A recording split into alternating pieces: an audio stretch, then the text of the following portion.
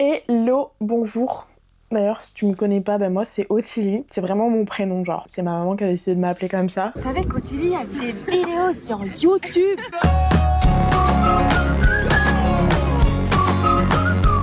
Actuellement, tu regardes la vidéo, j'ai 23 ans depuis hier. Là, j'ai pas du tout encore 23 ans. Voilà.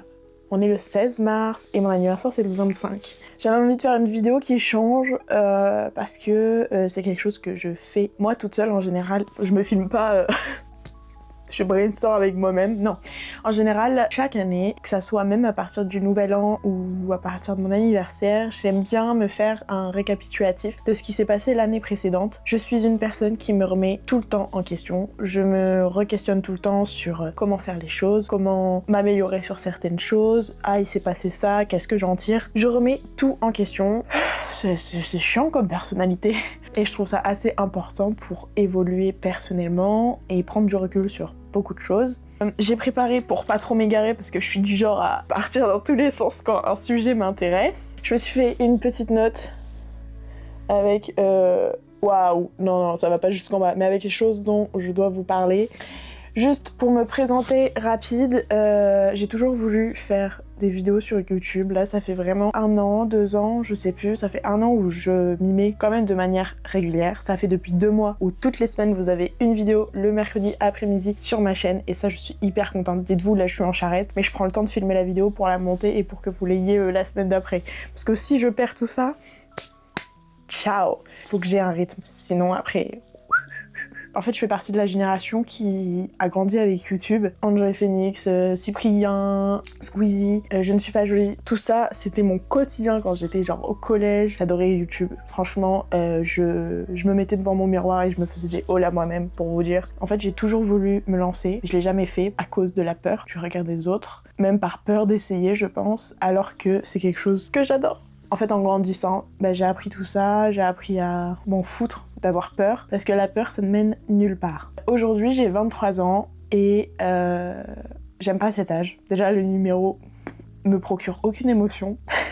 J'ai un peu l'impression que c'est un âge de transition, parce que on arrive à la vingtaine. À la vingtaine, t'es encore adolescent, crois pas. C'est pas parce que t'as passé les 18 ans que... ça y est, t'es un grand, pas du tout. Et moi, je pensais ça, en fait, quand j'étais jeune. C'est pour ça que je compare. Il y a cette transition entre vraiment la fin de l'adolescence, qui arrive vers 21 ans, 22 ans, et à partir de 23 ans, genre 24 ans, là, tu commences vraiment à être un jeune adulte. Donc c'est pour ça que j'aime pas trop ce chiffre ou cet âge, parce que j'ai l'impression de pas savoir où me placer, et en même temps, j'ai envie de faire plein de trucs, et j'ai l'impression que c'est un peu l'année du changement et de l'évolution encore plus. Pour moi, genre, par exemple, 25 ans, c'est un âge hyper stable. Je sais pas, j'y suis pas encore. Mais par exemple, voilà. J'ai demandé à des copines de me donner leur avis sur cet âge-là, qui est de 23 ans. Donc j'ai un groupe d'amis qui se compose de 4 nanas, 5 avec moi, où du coup, c'est marrant parce qu'on est 3 à avoir le même âge. Il y en a une qui est plus jeune que nous d'1 an, et j'ai une copine qui est plus vieille que nous de 2 ans, je me trompe pas. On va commencer par Nono, je pense, la star. Du coup, j'ai 22 ans, bientôt 23 ans. Je trouve que ce moment de la vingtaine, alors c'est... Mentalement, c'est cool, parce que Enfin, mentalement. Dans ma façon d'être, c'est cool, parce que j'ai l'impression d'avoir développé ma personnalité, et d'être au max en termes de qui je suis. En revanche, c'est nul, parce que je suis pauvre. Alors que j'ai envie de faire plein de choses. Du coup, je crois que j'ai hâte d'évoluer plus, pour avoir plus d'argent, pour pouvoir plus profiter de ma jeunesse, quoi. J'ai envie de te lire. Et en plus, on a plus de responsabilités, donc c'est un peu relou quand même. Je t'avoue que quand j'étais au lycée, tout ça, c'était vachement bien. Pas de responsabilité, pas d'argent, mais de toute façon, y avait mes parents derrière moi. Mais bon, ça veut dire que je suis autonome et que... Ouais, c'est tout ce que j'ai à dire. Non, en vrai, si t'acceptes un deuxième vocal, ce qui est cool aussi, je trouve, c'est par rapport à mes amitiés, parce que y a un gros tri qui se fait et qui s'est fait, enfin, qui s'est fait surtout. Et je sais vraiment, genre, sur qui compter. C'est des personnes qui sont là depuis des années Et je sais que ce sera comme ça toute ma vie. Et vraiment sur ça, je pense que je suis au max du max. Au max du max. Merci Nono. Je vais rebondir sur ce qu'elle a dit. Ce qui est vrai, c'est que plus on grandit, plus on a de responsabilités. Genre les impôts, genre payer les assurances, payer son forfait téléphone même, payer tout ça en fait. Payer un loyer, ça dépend à quel âge vous partez chez vos parents. Moi je suis toujours encore au domicile familial. Le fait de devoir subvenir à tous ses besoins par ses propres moyens, ça peut faire hyper peur et il y a beaucoup de paperasse et de trucs chiants à gérer. Dites-vous, il y a encore quelques années, enfin genre l'an dernier peut-être, j'avais peur pour passer un coup de fil, pour appeler le médecin, pour appeler pour un rendez-vous. Ça fait peur, mais franchement, c'est la vie. En fait, faut vous mettre dans une situation. S'il n'y a pas tes parents, si tes parents peuvent pas t'aider sur le moment, et que t'es obligé d'appeler, je sais pas, genre une dépanneuse parce que t'es tombé en panne sur la route et que tes parents répondent pas, tu sais pas comment faire, et ben t'es obligé de porter ton fardeau et d'appeler, et sinon qui va te sortir de cette situation? La vie t'apprend à te débrouiller tout seul. Il y a plein de situations où des fois personne répondra au téléphone et tu devras te démerder et faire les choses tout seul. Donc ne jamais compter sur quelqu'un, que ce soit ses parents ou ses amis. C'est pas forcément négatif, mais si t'arrive une couille. Et par rapport aux amitiés, c'est tellement vrai, j'ai tellement souffert de tout ça depuis toute ma vie que en fait au final c'est pas la quantité qui compte comme on dit souvent, mais la qualité. Lorsque t'as des problèmes avec des amis et les personnes qui restent là pour toi, c'est les plus importants. Donc ces personnes là tu les gardes près de toi. Il y a des personnes, par exemple j'ai une de mes copines d'enfance avec qui j'étais très amie genre au primaire et au collège. Forcément on a pris des chemins différents toutes les deux, mais c'est une personne que j'adore, que c'est devenu un peu comme ma sœur, même si on se voit beaucoup moins. Genre vraiment, j'ai l'impression qu'à chaque fois qu'on se voit, c'est pareil. Et genre, c'est vraiment les amitiés comme ça. C'est vraiment les plus pures. Donc oui, le temps fait le tri et faut pas s'inquiéter de ça, parce que forcément, les personnes qui resteront près de toi sont les plus bonnes pour toi. Voilà. Donc, conclusion assez positive, même si elle peut paraître négative. Voilà, donc merci Nono pour cette bonne déduction. Les études. Guys, dites-vous que cette année, normalement, j'aurais dû finir mon master et avoir un diplôme et, par exemple, à la rentrée de septembre, me lancer dans la vie active ou faire autre chose, peu importe. Sauf que ce n'est pas le cas. C'est ok. Franchement, les études, c'est tellement long, c'est tellement un parcours unique que c'est pas grave si t'arrêtes après le bac, que c'est pas grave si t'arrêtes en cours d'études. Tant qu'en fait tu fais quelque chose qui est en accord avec ce que tu ressens, fais-le, genre écoute-toi, si t'aimes pas ce que tu fais, change, c'est pas grave si tu perds 5 mois. En fait, souvent on dit en mode j'ai pas envie d'arrêter parce que j'ai pas envie de perdre, genre là, les 5 premiers mois que j'ai fait. De toute façon, 5 mois sur une vie entière, c'est quoi? C'est que dalle. Moi, en fait, pour vous expliquer, j'ai fait mon bac. Après le bac, je suis partie en licence art plastique. J'ai fait 3 ans et j'ai eu mon bac plus 3 art plastique. Et en fait, les masters me plaisaient pas du tout. Je me voyais pas du tout faire prof ou chercheur et tout. Franchement, j'étais là. Vraiment, ça m'intéressait que dalle. Donc en fait, l'architecture d'intérieur m'a toujours plu, depuis toute petite. Je faisais des maisons pour mon Monster High, donc voilà. Et j'ai eu un entourage très créatif, genre que ce soit ma maman, ma grand-mère, ma tante. Et j'ai beaucoup appris avec elle. Et en fait, c'est ça qui m'a bercée et qui me donne envie de créer. Vraiment, l'aménagement d'intérieur, ça m'a toujours passionnée, j'ai toujours aimé. Donc je me suis dit, vraiment, en fait, je voulais faire ça après le lycée, mais j'avais peur que ça me plaise pas sur la durée, parce que j'ai souvent ce truc-là. Et au final, après la licence, j'avais toujours envie de faire ça. Donc, j'ai décidé de m'inscrire dans une école d'architecture d'intérieur, payer une année à 8 000 €. Voilà. Et let's go. Et faire vraiment quelque chose que j'aime. Même si la fac, j'ai jamais autant aimé mes études qu'à la fac. Donc franchement, c'était trop génial. Donc faites des choses qui vous donnent envie et qui vous plaisent surtout. Au final, je suis redescendue de 2 échelons. Donc je suis rentrée en B2, Bachelor 2. Donc ça veut dire que j'allais encore faire 4 ans d'études, alors que normalement, il m'en restait 2. Donc là, en gros, à la rentrée de septembre, je ferai mon entrée en Master 1. Donc, il n'y a pas de problème. Ça veut dire que je vais finir mes études à 25 ans. Franchement, j'étais là, ça va, c'est la moyenne. Et franchement, si c'est pour faire quelque chose que j'aime, c'est ok, et ça me va, et let's go en fait. C'est pas parce que je vais perdre 2 ans que c'est chiant et tout. Et j'étais là, j'aime bien l'école, j'aime bien le travail, j'adore apprendre, et donc why not. Donc voilà, il n'y a pas de problème de perdre ou...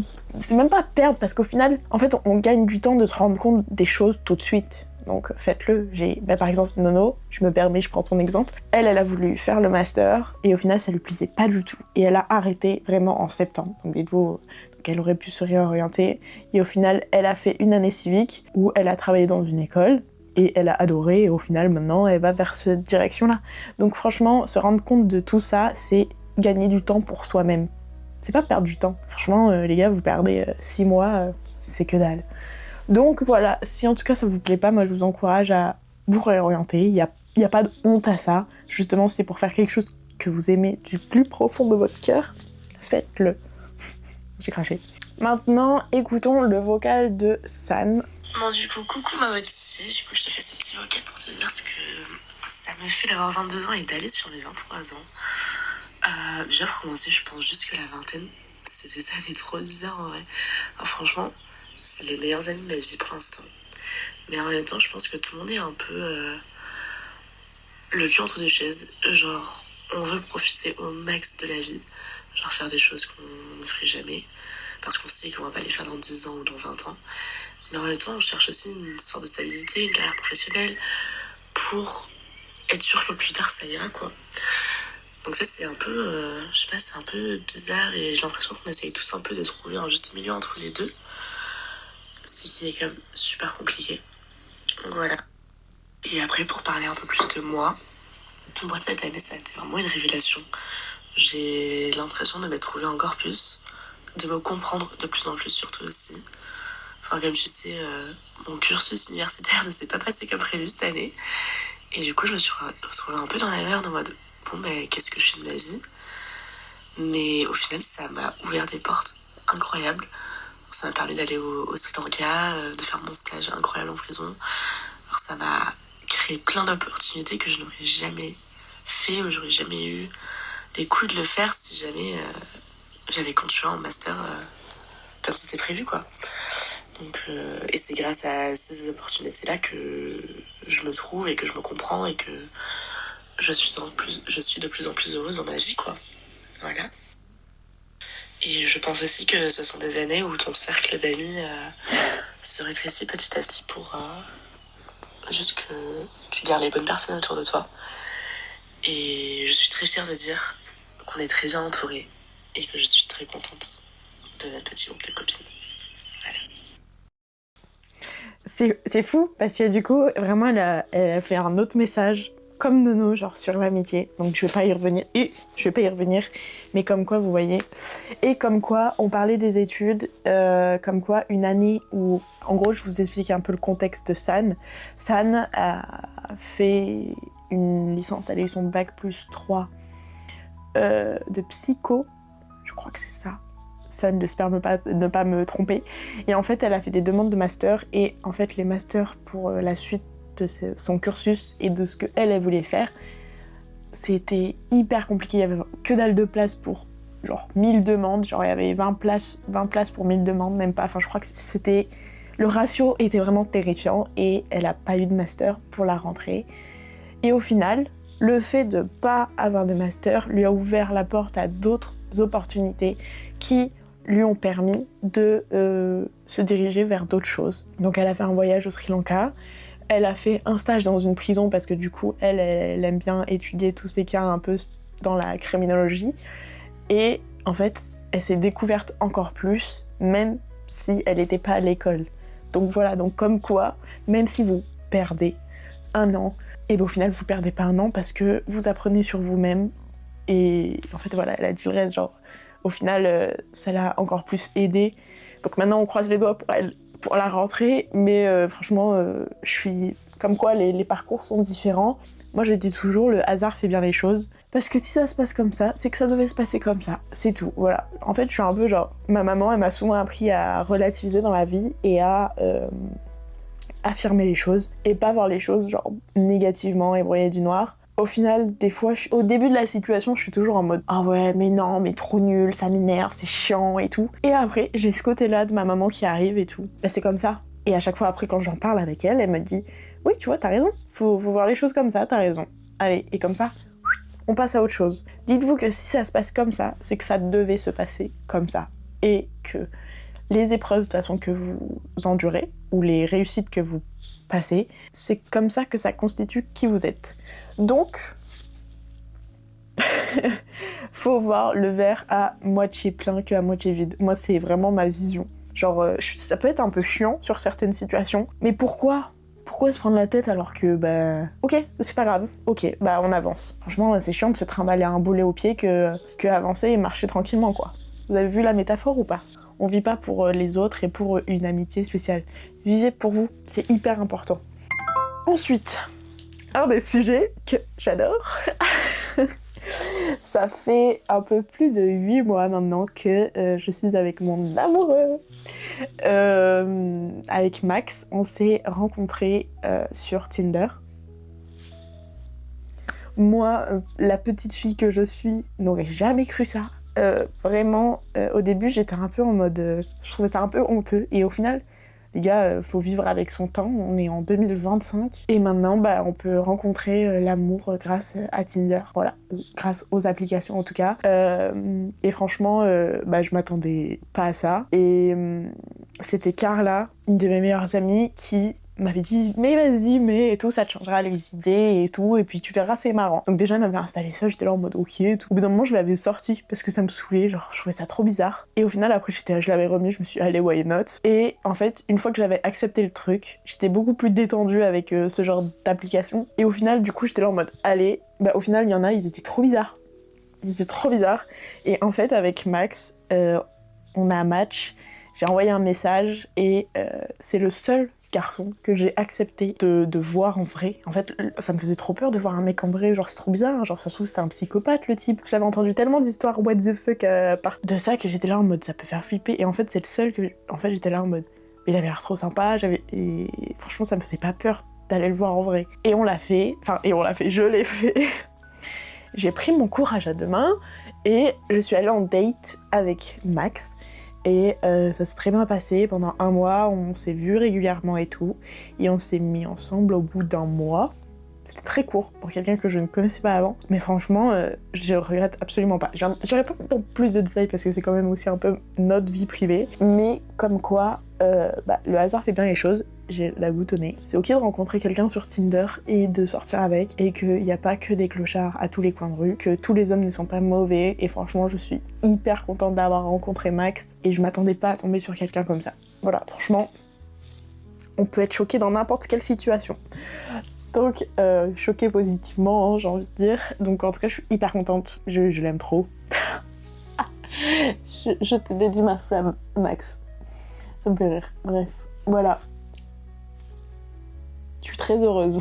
Ce que je pourrais retenir, c'est qu'il faut prendre soin de sa santé. Vous savez, quand on est petit et que c'est le nouvel an, et que nos parents et nos grands-parents ils nous disent surtout je te souhaite la santé et tout, c'est très important. Franchement, moi au début j'étais en mode super, le souhait pourri, éclaté. Et en fait les gars, maintenant je suis cette grand-mère qui souhaite la santé au nouvel an. Si vous saviez comment c'est important d'être en bonne santé, prenez soin de vous, que ce soit la santé mentale ou la santé physique. Soyez en bonne santé, faites des contrôles régulièrement. J'ai vu mes proches avoir des soucis de santé et où on s'est beaucoup inquiété. Maintenant ça va mieux, heureusement, mais franchement c'est pas rigolo. C'est pas rigolo d'apprendre qu'on doit se faire opérer en urgence, que de découvrir qu'on a ça dans le corps et on sait pas ce que c'est.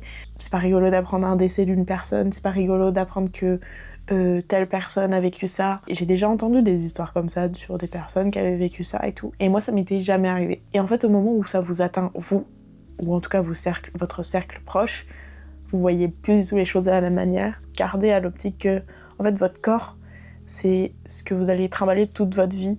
Donc prenez soin de lui, chérissez-le. Votre tête, prenez soin d'elle.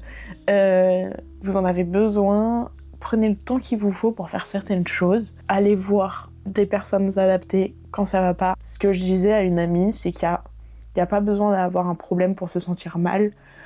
Il y a des choses, on les explique pas, c'est comme ça. Franchement, acceptez de vous faire aider, c'est hyper important, surtout si c'est pour aller mieux. Et franchement, voilà, prenez soin de vous parce que votre corps, il est pas éternel. Et s'il peut durer en tout cas le plus longtemps possible, eh bien faites-le.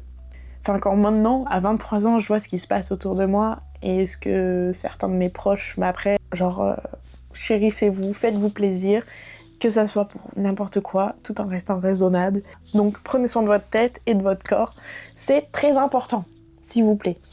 Ensuite, et dernier sujet, avoir 23 ans, c'est prendre conscience de l'état de la planète et du monde, qui peut être ultra terrifiant et qui, moi, peut beaucoup me faire angoisser. Donc c'est pour ça que j'essaie d'appréhender certaines choses avec une certaine légèreté. Mais il faut pas se voiler la face et croire que c'est le monde des bisounours.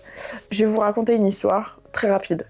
Au lycée, une des meilleures profs que j'ai eues, c'était ma prof d'économie. Alors j'étais très nulle en économie. C'était SES à l'époque. Et en fait, elle nous a appris la légende du colibri. C'est en fait une petite histoire où en fait il y a un feu dans un...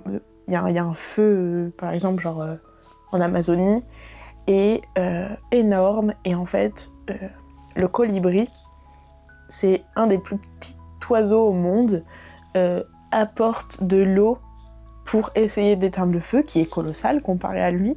Et les autres animaux le regardent et lui disent « Mais pourquoi tu fais ça ? Ça sert à rien. » Le colibri leur dit « Moi au moins, je fais ma part. » Si chacun d'entre nous faisait sa part sur, je sais pas, trier ses déchets, sur aller en vélo à l'école au lieu d'y aller en voiture, par exemple.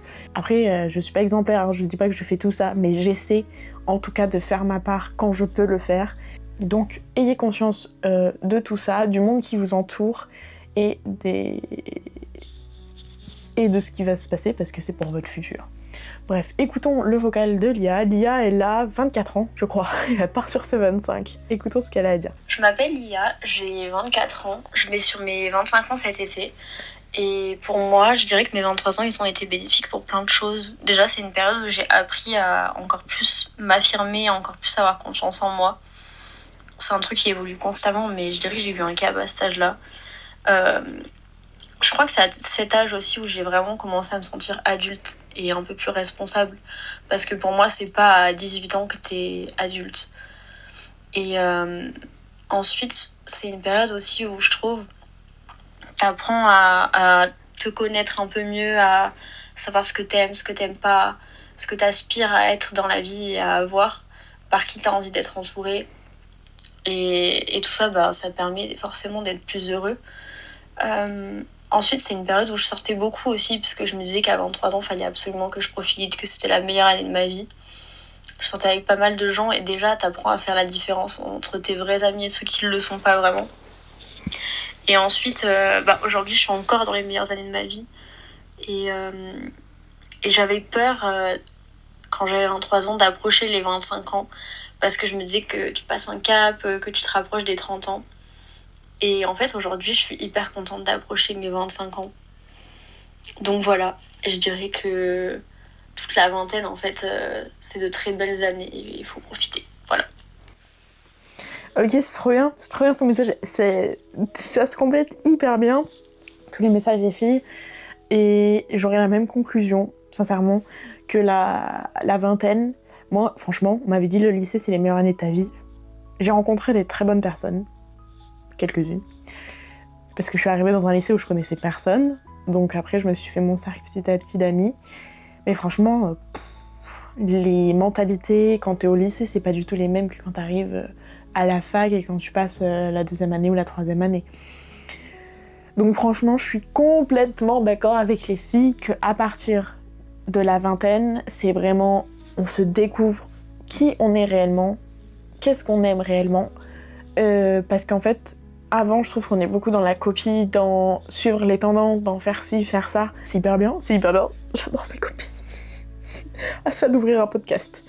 Parce que je sais qu'elle m'avait dit qu'elle appréhendait de fou les 25 ans Et au final, elle a grave raison, genre, faut voir les choses positivement. Et si j'avais un conseil à vous donner, avoir 23 ans, c'est pas si terrifiant que ça. C'est la vie. On est obligé de passer toutes ces étapes-là. Franchement, vivez. Vivez parce qu'on n'a qu'une vie, n'ayez pas peur du jugement, vivez pour vous. J'avais écrit quoi ? Profitez de la vie et de ce qu'elle vous donne, prenez soin de votre santé physique et de votre santé mentale, et fuck le reste. Vivez, soyez quand même heureux, prenez conscience, ça reste important, mais franchement, vivez votre vie. Qui pour vous déranger ? Qui pour vous juger ? Franchement, ça, personne est à votre place. Hein. Franchement, peu importe les critiques que vous recevrez, personne sera à votre place, dans votre corps, dans votre tête, et personne pourra savoir pourquoi vous faites ça, pourquoi vous êtes comme ça, franchement. Et puis les gens qui critiquent, de toute façon, ils servent à rien.